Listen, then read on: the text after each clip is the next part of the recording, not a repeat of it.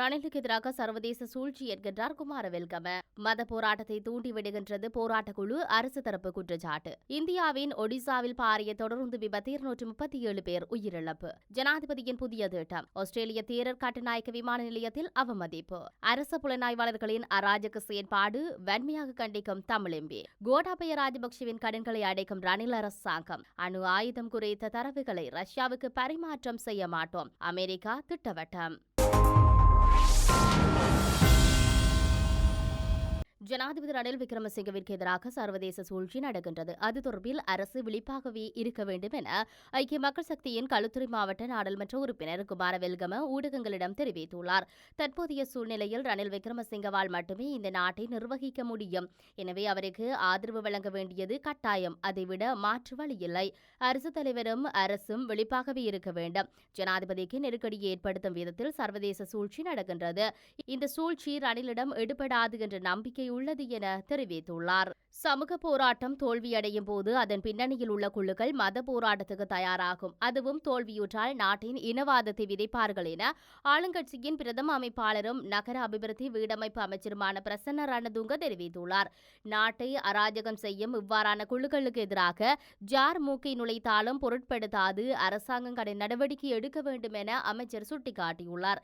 வெறுப்பு பேச்சுக்களை பரப்பி மக்களை அடைத்து வைக்கும் நபர்களுக்கும் குழுக்களுக்கும் எதிராக மக்கள் கிராம மட்டத்தில் நிற்க வேண்டும் என்றும் அவர் சுட்டிக்காட்டினார். கடந்த வருடம் மே மாதம் 9ஆம் தேதி உடுகம்பொலவில் உள்ள தனது வீட்டை போராட்டக்காரர்கள் சேதப்படுத்தியமை தொடர்பில் அமைச்சர் இதற்கு முன்னர் இலங்கை மனித உரிமைகள் ஆணைக்குழுவில் முறைப்பாடு செய்திருந்தார்.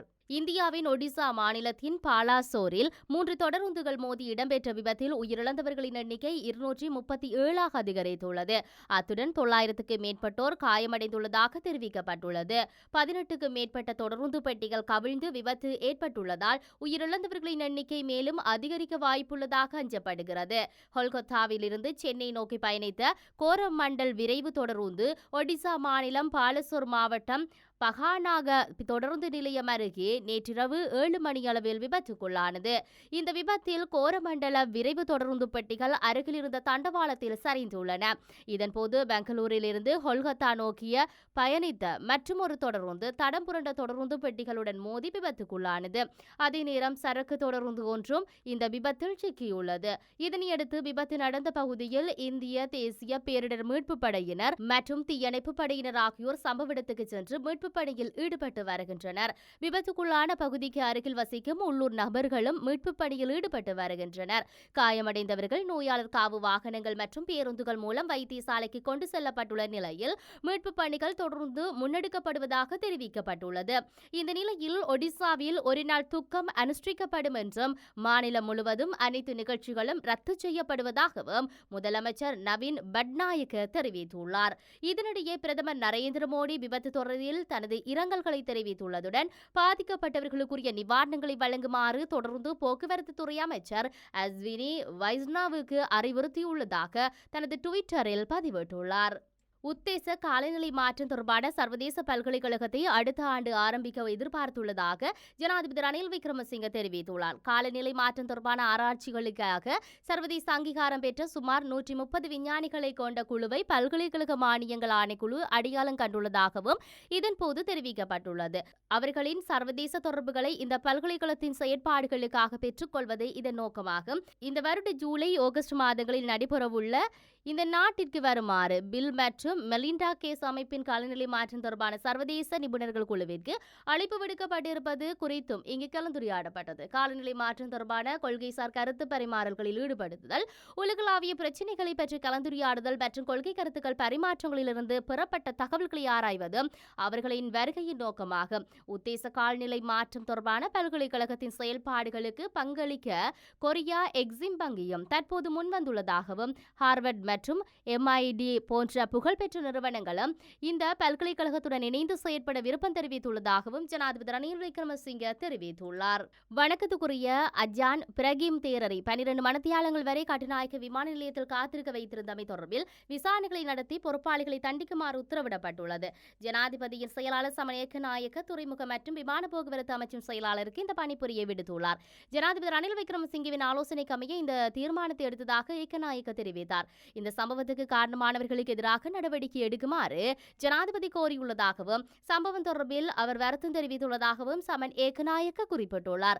முன்னதாக இலங்கையின் பிரதமர் தினேஷ் குணவர்த்தனவின் தாய்லாந்து பயணம் மேற்கொண்ட அதே நாளில் மேற்கு ஆஸ்திரேலியாவின் தேரவாத பௌத்த பிக்குவான வணக்கத்துக்குரிய அஜான் பிரம்மவம்ச தேரர் கட்டுநாயக்க விமான நிலையத்தில் 12 மணி நேரம் காத்திருக்க வேண்டிய நிலை ஏற்பட்டது. வணக்கத்துக்குரிய தேரர் சிங்கப்பூர் ஏர்லைன்ஸ் ஊடாக பாங்காக் செல்வதற்காக பண்டாநாயக்க சர்வதேச விமான நிலையத்தை இரவு 10 மணிக்கு சென்றடைந்து அங்கு முக்கிய பிரமுகர் செல்லும் பகுதியில் காத்திருந்தார். இதன்போது பிரதமர் தினேஷ் குணவர்த்தனவும் சில அமைச்சர்களும் அதே விமானத்தில் தாய்லாந்து செல்வதற்காக இரவு 12 மணிக்கு விமான நிலையத்துக்கு சென்றனர். இந்த நிலையில் பிரதமர் மற்றும் தூதுக்குழுவினர் விமானத்தில் ஏறுவதற்காக அதிகாலை 2:30 அளவில் சிறப்பு பேருந்தில் அழைத்துச் செல்லப்பட்டனர். எனினும் ஓய்வறையில் இருந்த வணக்கத்துக்குரிய பிரம்மவன்சோ தேரரின் பயணம் ரத்து செய்யப்பட்டுள்ளதாக தெரிவிக்கப்படுகிறது. இதனையடுத்து அவர் காலை 7 மணி அளவில் விமானம் ஒன்றில் அனுப்பப்பட்டிருந்த போதும் அதுவும் ரத்து செய்யப்பட்டது. அத்துடன் மறுநாள் முற்பகல் 10:45க்கு மலேசியாவின் கோலாலம்பூருக்கு புறப்பட்ட ஸ்ரீலங்கன் விமானத்தில் தேரர் அனுப்பப்பட்டார். இதேவேளை இந்த சம்பவம் தொடர்பாக ஸ்ரீலங்கன் ஏர்லைன்ஸ் அறிக்கை ஒன்றை வெளியிட்டுள்ளது. அதில் தேரர் முதலில் பாங்காக் அல்லது வேறு இடம் ஒன்றுக்காக செல்வதற்காக ஸ்ரீலங்கன் ஏர்லைன்ஸ் முன்பதிவு செய்யப்படவில்லை, மாறாக வேறொரு விமானத்திலேயே முன்பதிவு செய்திருந்தார் என்றும் ஸ்ரீலங்கன் ஏர்லைன்ஸ் குறிப்பிட்டுள்ளது. ஜாழ்ப்பாண மாவட்டத்தின் நாடாளுமன்ற உறுப்பினரும் தமிழ் தேசிய மக்கள் முன்னணியின் தலைவருமான கஜேந்திரகுமார் பொன்னம்பலம் அவர்கள் மருதங்கணி பகுதியில் பொதுமக்கள் முன்னிலையில் அரசு புலனாய்வாளர்களால் ஆயுத முனையில் அச்சுறுத்தப்பட்டுள்ளமை இந்த நாட்டின் அதிஉச்ச அடக்குமுறையையே காட்டி நிற்கின்றது என சக நாடாளுமன்ற உறுப்பினர் சிவஞானம் ஸ்ரீதரன் தெரிவித்துள்ளார். இந்த நாட்டின் தமிழ் நாடாளுமன்ற உறுப்பினர் மீது ஆயுத முனையில் மேற்கொள்ளப்பட்ட இந்த அச்சுறுத்தலானது சாதாரண தமிழ் மக்களின் இயல்பு வாழ்வில் இராணுவ மற்றும் அரச புலனாய்வாளர்களால் எத்தகைய அச்சுறுத்தல்கள் ஏற்படக்கூடும் என்பதை மிக தெளிவாக காட்டியிருக்கிறது. மக்கள் பிரதிநிதியான நாடாளுமன்ற உறுப்பினர் ஒருவருக்குரிய சிறப்புரிமையை மீறி கஜேந்திரகுமார் பொன்னம்பலம் மீது பகிரங்கமாக மேற்கொள்ளப்பட்டுள்ள இந்த கொலை முயற்சியில் ஈடுபட்டவர்கள் மீது உடனடி நடவடிக்கை எடுக்கப்பட வேண்டும் என வலியுறுத்துவதோடு இந்த சம்பவத்துக்கு எனது வன்மையான கண்டனங்களை பதிவு செய்கின்றேன் என்றார். கடந்த ஜனவரிக்கு முன்னர் அனைத்து ஒப்பந்தக்காரர்களினதும் நிலுவைத் தொகைகளை முற்றாக செலுத்தியுள்ளதாக ஜனாதிபதி ஆலோசகர் சாக்ல ரத்நாயக்க தெரிவித்துள்ளார். கொழும்பில் நடைபெற்ற தொழில்சார் நிபுணர்களின் கூட்டம் ஒன்றில் கலந்து கொண்டு உரையாற்றும் போதே அவர் இதனை தெரிவித்துள்ளார். முன்னாள் ஜனாதிபதி கோட்டாபய ராஜபக்ஷ தலைமையிலான அரசாங்கத்தின் உள்நாட்டு கடன்களை ரணில் அரசாங்கம் அடைத்துக் கொண்டுள்ளது.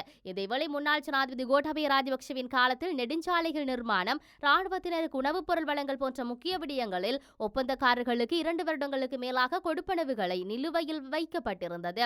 இதன் காரணமாக இலங்கையங்கு நெடுஞ்சாலைகளின் நிர்மாண பணிகள் இடைநிறுத்தப்பட்டதுடன் அரசாங்கத்துக்கான வழங்கல் சேவைகளில் தடங்கல் ஏற்பட்டிருந்தது. அணு ஆயுதம் குறித்த தரவுகளை ரஷ்யாவிற்கு கொடுப்பது இல்லை என அமெரிக்கா முடிவு செய்துள்ளது.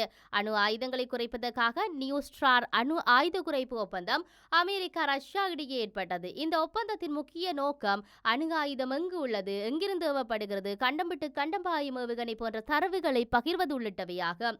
இதன்படி இரு நாடுகளின் தங்களுக்குள் அணு ஆயுதங்கள் குறித்த தரவுகளை பகிர்ந்து கொண்டிருந்தன. உக்ரைன் மீது ரஷ்யா போர் தொடுத்ததிலிருந்து அமெரிக்கா ரஷ்யா இடையிலான உறவில் விரிசல் ஏற்பட்டது. பல்வேறு நாடுகளை ஒன்றிணைத்து ரஷ்யா மீது பொருளாதார தடைகளை விதித்ததோடு உக்ரைனுக்கு ராணுவ உதவிகளையும் அமெரிக்கா வழங்கியது. இதனால் நியூஸ்டார் ஒப்பந்தத்தை ரஷ்யா இடைநிறுத்தியது. இதன் மூலம் ரஷ்யா அணு ஆயுத தரவுகளை அமெரிக்காவுக்கு கொடுக்க வேண்டியதில்லை என தெரிவித்தது. இந்த நிலையில் அமெரிக்கா பதிலடி கொடுக்கும் வகையில் தாங்களும் அணு ஆயுதம் குறித்த தரவுகளை ரஷ்யாவுக்கு கொடுப்பது இல்லை என முடிவு செய்துள்ளது. இதனை அமெரிக்க வெளியுறவுத்துறை திட்டவட்டமாக அறிவித்துள்ளது.